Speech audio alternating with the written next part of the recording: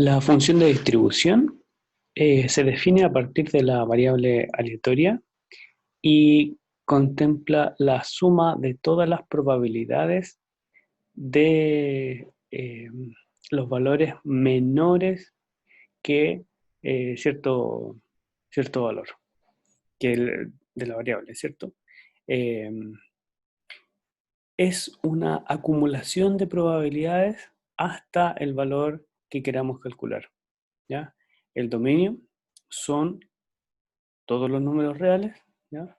Y va a llegar un momento en que se nos van a acabar los valores para los cuales la probabilidad es un número distinto de cero.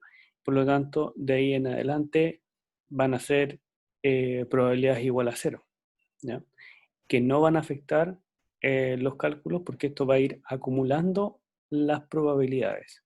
Veamos un ejemplo en el lanzamiento de tres monedas, ¿ya?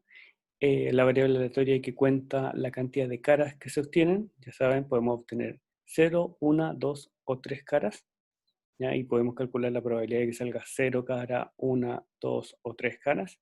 Tenemos una función de probabilidad, ¿ya? Que asocia a el 0, la probabilidad 1 octavo, al 1, que salga una cara, la probabilidad 3 octavos, al 2, la probabilidad de que salgan dos caras también son 3 octavos, y la probabilidad de que salgan tres caras es un octavo también.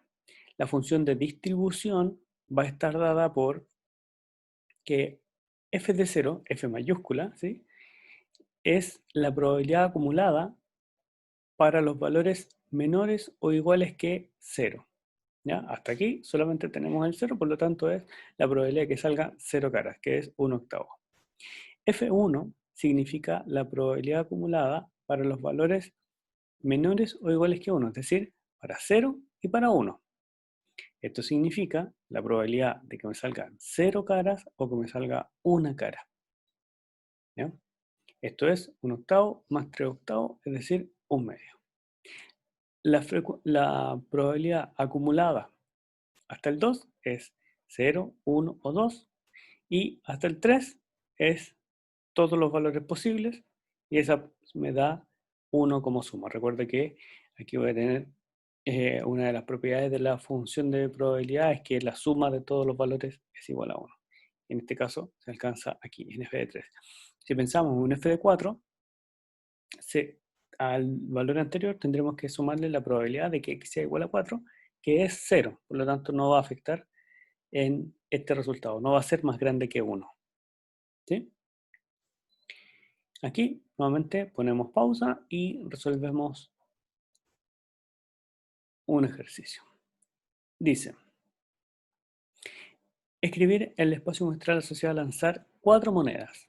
¿Ya? Tenemos 4 opciones. Hay que definir una variable aleatoria en base a este experimento, definir su función de probabilidad y además, para esta función de probabilidad, definir su función de distribución. Esta es la f minúscula y esta es la f mayúscula. Otro ejercicio. Considera la siguiente información. Esta es la función de probabilidad, ¿ya?